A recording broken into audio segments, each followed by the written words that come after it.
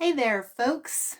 It's Cheryl Arkeson coming to you live this afternoon in Calgary, 2 p.m. Mountain Time. So good afternoon to those of you who are joining us live and locally-ish, North American time-ish. Good afternoon, good evening, good morning, good night to anyone else joining later or at your own time. Wherever you are, feel free to pop on and say where you are, say hello. People are joining up. It is week number 6 of the Quilters Playcation Adventure Sewalong for 2024. I'm excited you're here with me. I'm excited to be here. We got some Florida saying hello. I'm excited to be here. I need this. I'm not gonna lie. It's an emotional week. It is like 50% stress and 50% PMS because, at 48, we still get PMS. Yay. So that's just exacerbating everything for sure. And, I had someone on the weekend in a class with me who said that they signed up for the class just because they had seen these and they liked the calmness of my voice and how relaxing it was to be with me. So I'm gonna channel myself and listen to myself and relax, but also enjoy that I am here with all of you playing. So we've got some folks joining from all over. Hello from Michigan. Hello from Florida. I know I'm seeing some names here that I recognize from around the world as well, which is fantastic. So hi, everybody. I'm so glad you're here. This is today's block. It's kind of weird, isn't it? I promised that I was going to do something with the scraps from block 1, week 1. And so I was playing around with them. I actually really like it on camera better than in person. I think it has some way more interesting movements on camera there than when I look at it this way, which is cool because that means in a quilt it will kind of show the way it should better. I don't know. So we'll see what the black and white, my monochromatic version, looks like. But I think it's really fun. It uses up the scraps from the previous week, or that one week. Not all the scraps, but a lot of them. So, and there's a lot of freedom to play within it. So everybody's block is going to look totally different, which is really quite fun. I like when we get blocks like that, as opposed to kind of all of us doing exactly the same thing, because you guys show so much creativity along the way. So we've had a few more people join. We've said hello to folks from New Jersey and from Seattle. So hello. Here in Calgary, it is kind of half sunny, kind of not. It snowed a little bit overnight. Almost not enough to bother shoveling. I'll see if this sun melts it when I finish and I go upstairs. We'll see what happens. But for now, let's sew. Let's take comfort in each other. And I'm going to take comfort in myself and the fact that I'm giving myself this time today, because ultimately I need it. We all need it. And I'm happy to be there for you. And I'm glad I'm showing up for myself as well. So I hope you will do the same and watch today's video or any other video and enjoy yourself and hopefully play a little bit. So let's move over here. Konai saying hi from Oakland. I could do with some California time, as long as it's not the rain that you guys were having. But for now, we'll say hello to the ladies. And my Nova Scotia map. I won't lie, I was looking up flights to Nova Scotia the other day, which is what I tend to do when I am stressed. Sorry, I'm just gonna, my tripod, let's get her closer to the table and go from there. So, ooh, we're getting a funky solar flare there today. There we go. So you can see my scraps from the previous week, right? We had, the cutting out, they all kind of changed size. I didn't do anything to them. This is exactly as they were left, right? We had cut the squares and then cut our curves to make block number 1. So just a reminder for everybody, that's what block number 1 looked at, that consecutive curve. So we have all of the scraps. The one scrap I am not using, to be clear, is the one with the background in it, that extra sort of background fabric. One, it's super big, we don't need it. We'd be making an enormous block if we used it. And secondly, we're on a week where I want to use just our rainbow fabrics and no background. But we don't need it, so you're not going to miss it. But if you really like yours and you want it in there, knock yourself out. It's totally doable in all of this. So what do we need to do first? Well, we need to sew this seam. We already know that they match because we cut them in the first place, lined up. If you have lost your pieces or lost one piece, as I had this morning, I could not find the purple that I had used, feel free to just go ahead and cut more. If you've already used those scraps for something else, cut more. Really what you're wanting is the combination, right? So I have the 2 fabrics that are on the outside of the rainbow. So we have, let's say they're numbered 1 through 6. Numbers 1 and number 6, you're only going to have one piece of those. So I have number 1, only one piece, and number 6, only one piece. Okay. All the rest of them, you'll have 2, because they will kind of, we're going to use that blending, bleeding into each other in the block when we assemble it. Or you can choose not to, but that's what I did this morning. So I'll continue to play with that. So I'm just going to go ahead and sew these curves. So a reminder for everybody on sewing our curves is we are going to sew with our concave on the bottom and the convex on top. I'm going to go ahead and just line it up, you know, about a 1/2 inch, 3/4 of an inch from the top, and only worry about sewing 1 inch at a time, and this will move as we go. There's no pinning, gluing, none of that needed to start us out. So make sure you're holding your threads, because this would definitely start a nest. Normally I have one of my little spiders in there, but I was just attaching a binding to a quilt, so obviously there's no starting and stopping with those loose thread ends as we go.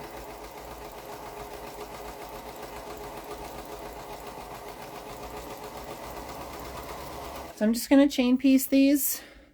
Should only take a few minutes. Remember, concave on the bottom, convex on the top. Just lifting my presser foot to get in there a little bit more.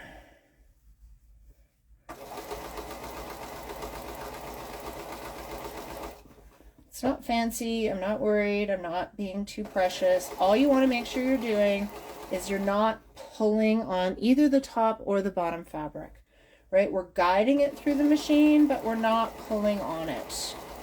Okay?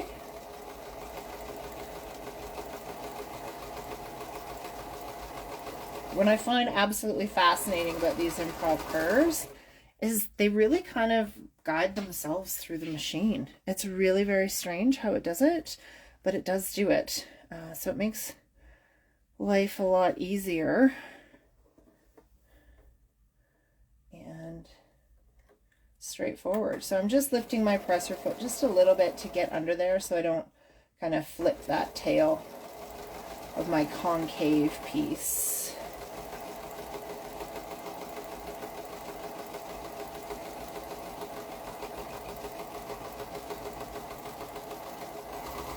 Okay, the 2 small ones now. See, really, really easy sewing. This one's probably even easier than when we did it the first time, but it might be easier if you're new to curves and you've been following along this year. It'll be easier also because you've done them once before. So you'll have a little bit of muscle memory going on.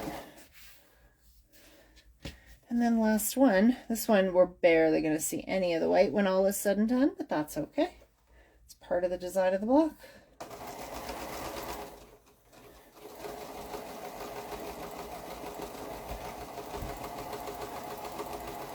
All right, now I will put one of my little spiders in the machine, and we will head over to the iron.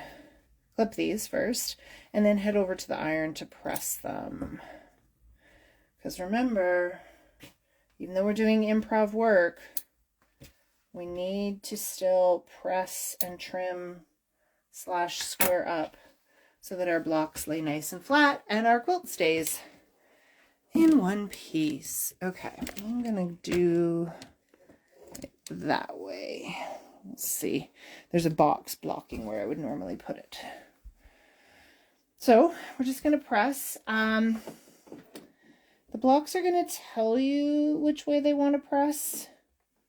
The little one, maybe not so much, as much, but that one, press to the outside. It really doesn't matter, to be honest, in this block, whether you press towards the center, like towards the curve, or to the outside. Just go with what the block wants to do, because why fight it, right? No point fighting it. It's just like life, right? Stuff's gonna happen. Pardon my language, but shit's gonna happen. And what shows your character and your resilience and your abilities is how you respond to life. Not that any of the stuff happened, good or bad. So that's a lesson I need to remember this week, I guess.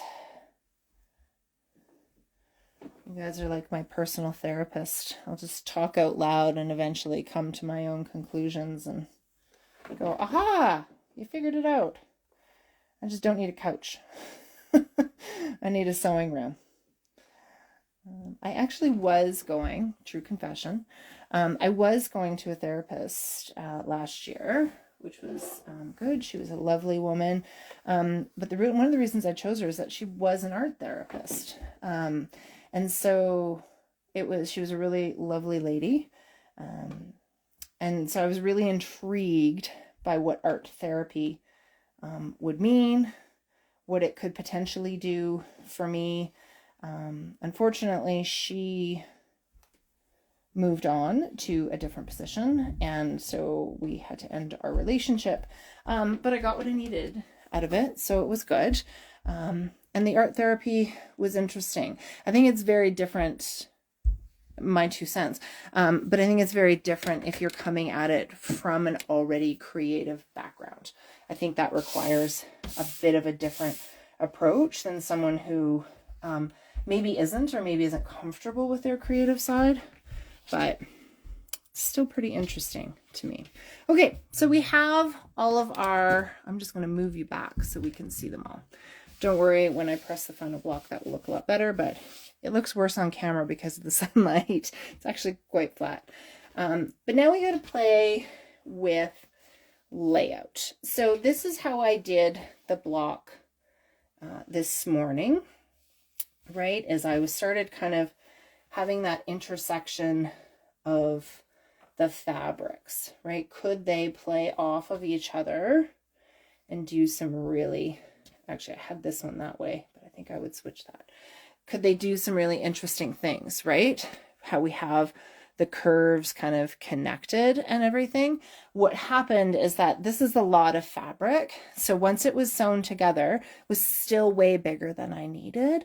So trimming it up, I didn't quite get that angle. But I also, if I wanted to get this angle, I would have lost this piece, and that's my only, number 6. And this is my only number 1. So I had to kind of adapt that. But let's play around with it a little bit. See if there's maybe something different that we can do. Because it doesn't have to be exactly the same. Right? Maybe I'm going to go that way. Maybe just change the direction, I guess. Because this one would be there. If I want to have that kind of flow through of things, right? And then change that kind of in the middle. So it's almost exactly the same idea. I've just kind of switched the side. And then likely it will end up getting, I mean, it's going to get smaller when I sew it together, but it'll still get trimmed a fair amount, but that's okay. Those will just go into the scrap bin and be used for something else. But I really want to make sure I get this number 6 in here. So that's why in the previous layout, I had it turned this way, which you're going to have a hard time seeing because the fabrics are really similar. But by putting it that way, you know, I really had to basically square up to this point. But I'm going to try it this way, which I'm still probably going to square up to this point, but it gives a bit of a different look, I think. Let's try some things.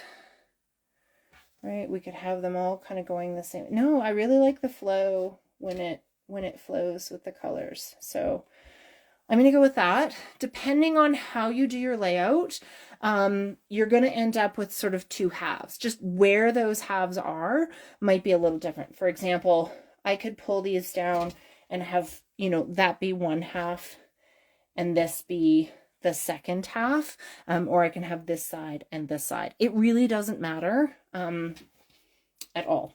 All you want to think about is that wherever you decide that half point is, you want to have your fabrics kind of in a line there, or your blocks in a line there. So that means I'm lining up this right here, not this. Because if I move that over like this, I'm going to be trimming away all of this to get that line, which in all honesty is not, you know, I can play with that. Actually, I think I will. Is not the worst thing. So I'm going to play with it like that, and then I'll give myself a cut there. And then this one, I will just sew those and have this extra piece on this side, and that works. So the way you can join these is you can put them right sides together and give yourself a fresh cut. There's 2 ways, basically. We can put them right sides together and give a fresh cut, or we could put them right sides on top and cut if we want at a little angle. That works too. So I'll do that way first, right? So take away, either way, we're giving ourselves a straight line upon which to join them together. So whichever one feels the most comfortable to you, but layering them right sides up, you'll see, especially when we go to put the 2 halves together, can be really interesting to kind of change the dynamics a little bit. So this one I'm doing right sides together versus right sides up, just giving myself a clean cut. I have so much extra fabric here, so you can give yourself, you know, a pretty decent trim and not worry. We will be getting this down to size, and it will trim it quite a bit.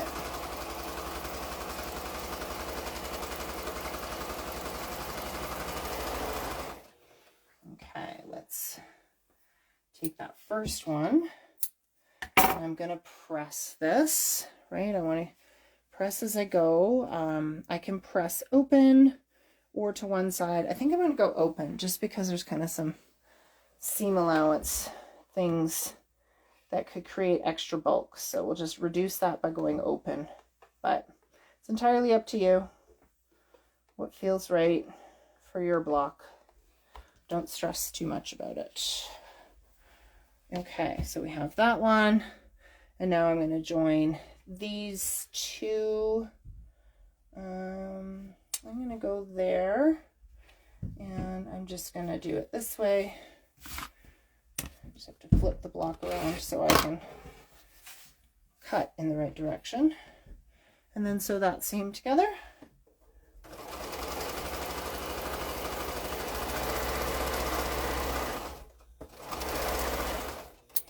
And then I'll press the 2 halves, and then we'll join the 2 halves. See, super easy block. Super easy block with really interesting design possibilities. So let's have you there. That's our extras that we still don't need.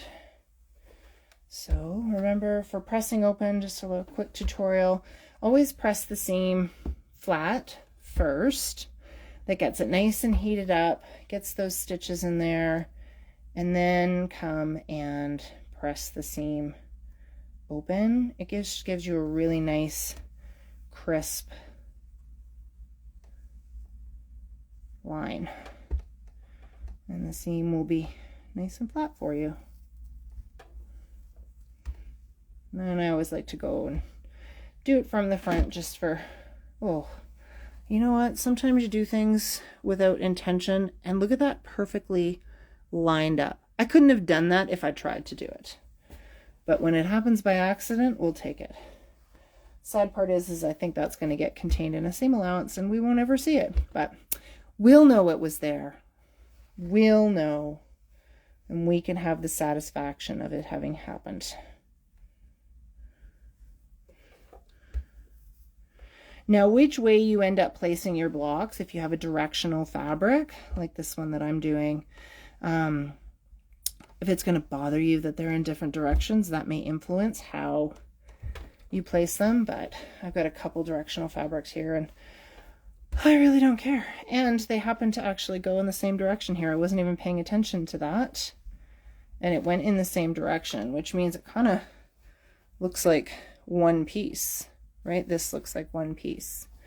So let's head back over here and decide how we're going to do that final join on our, I'm just going to move you to this side just because of the light. So we've got this final piece, right? When I say we have more than enough, this whole piece is coming in at 11 inches and my final blocks are actually 9.5 inches. So I got lots of wiggle room on the top there. Now I can play with where this goes. The only thing I want is some connection between these two parts, but that doesn't mean it has to be down here. It doesn't mean it has to be up there. I've got kind of some freedom. So I think I'm going to split the difference a little bit. And then the other thing I'm going to do is I'm going to do that part where we cut them right sides up, so that I can cut this at an angle versus a straight line. Because I think that will just look interesting in the final block. Now, basically these bits here, which you can't see, these bits here, that's going to get cut off, right? Because it's never going to be longer than this. So there will be trimmings from here, but that's okay. They go back into the scrap bin. They're all still very, very functional. So I'll put you over there so I can cut. And I just want to make sure that I am overlapped the entire way, and that when I make cuts, I'm going to move this. When I make cuts, I'm actually cutting the fabric. Right now I'm not. I'm entirely missing these seam allowances because I was only paying attention to the corners. So I actually need to move this over just a bit more. And then I can go ahead and make that line now, and all of these edges will be in there. The final thing that I will do is just holding my ruler down. I'm going to pull this back and make sure pieces line up, and they do. And we're going to go for it, because why not? I think this is actually going to do something really interesting. Yeah, it is, which I think is going to be fun. Right, we're going to have that curve and then a straight line here, which I think will be kind of fun. So we can remove that piece from behind, and then we're going to go ahead and sew that together. So I can still play around with, you know, the angle is the same. I can play around with how far down or up that I go. I don't want to go too far up. I have some wiggle room in this, but not a lot. So I am going to come up just a little bit like that. And then we'll sew and press that final seam.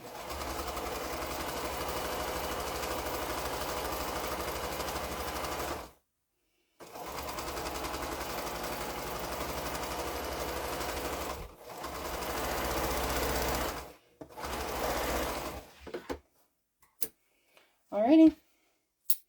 Let's do the final press and reveal. I will say this, having made the other block this morning and then doing this one now, pressing the seam between the blocks, not the curve seam, but the joining seams, pressing those open, this block is actually laying a lot nicer. So it is your choice, but I'm going to say that I recommend it on this particular block. Just not often you hear me say that, because I don't particularly love the effort of pressing seams open, but when it's the right choice, it's the right choice, right? Okay. It just occurred to me that I don't know if this is wide enough. Whew, it is. Phew! I was worried for a second there. I'm going to do that final press with flatter. One of our favorite notions for improv sewing. One of the only notions we use for improv sewing, truth be told. Right. Other than that, it's just the basics for everything. But steam in your iron or flatter pressing spray just to finish off. Get your block laying as flat as possible before you turn this kind of almost chaotic scrappiness into something that really, really makes sense.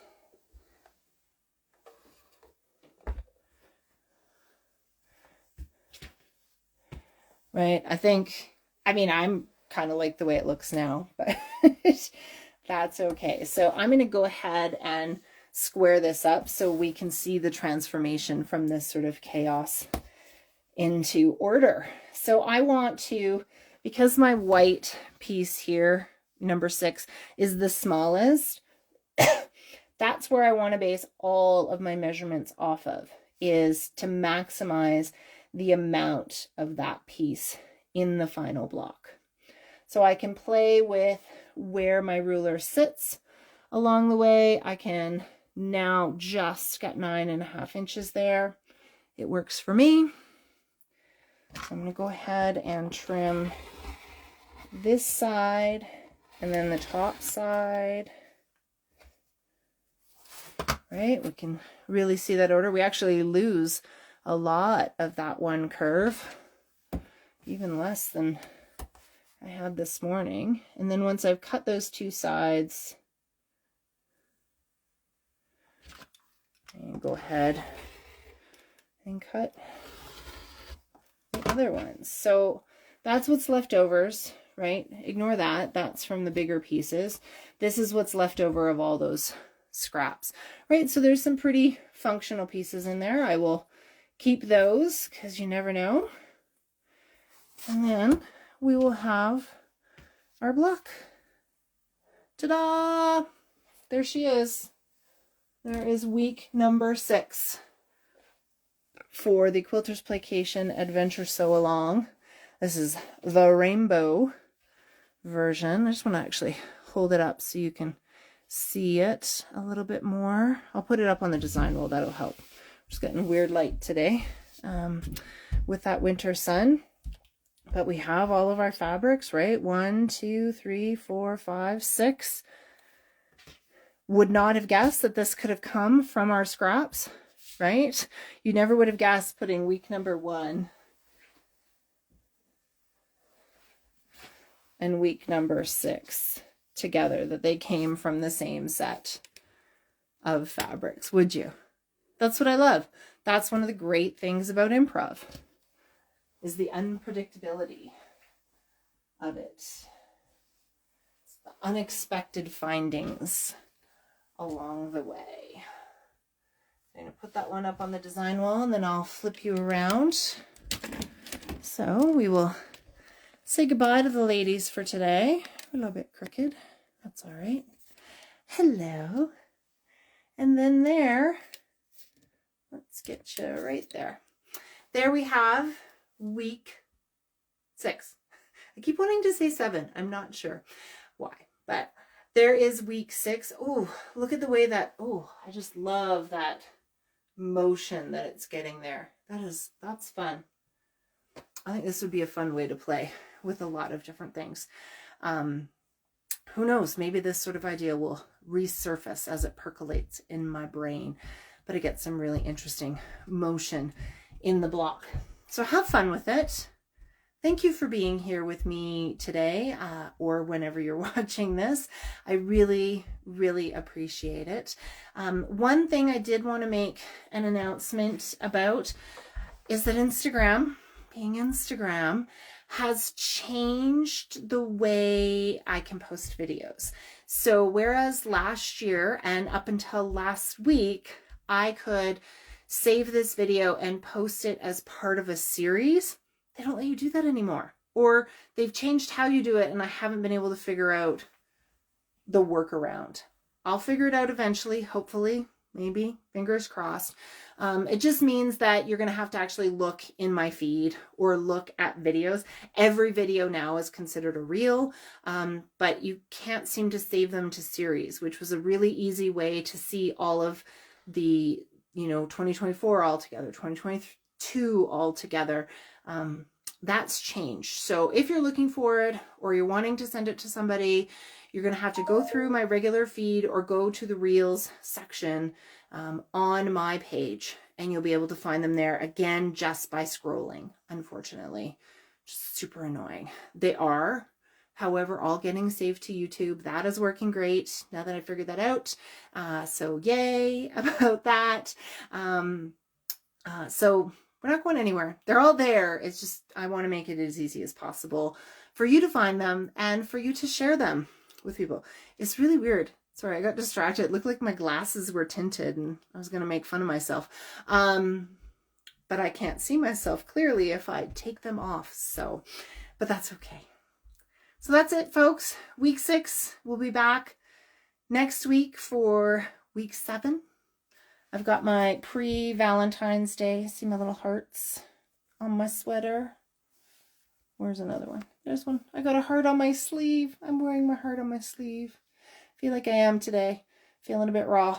From a wonderful local store called Adorn Boutique, if anyone's interested. But they do order online stuff. So thank you, everybody. I'm so glad you were here. I'm so glad you enjoyed it. Can't wait to see your blocks. Remember to post them online. You can tag me or not, but post them under the Quilters Playcation or the QP Adventure Sewalong or QP Adventure Sewalong 2024 hashtags, or all of them. People look at different ones. And I can't wait to see what you do with your week 1 leftovers here in week 6. Have a great week, everybody.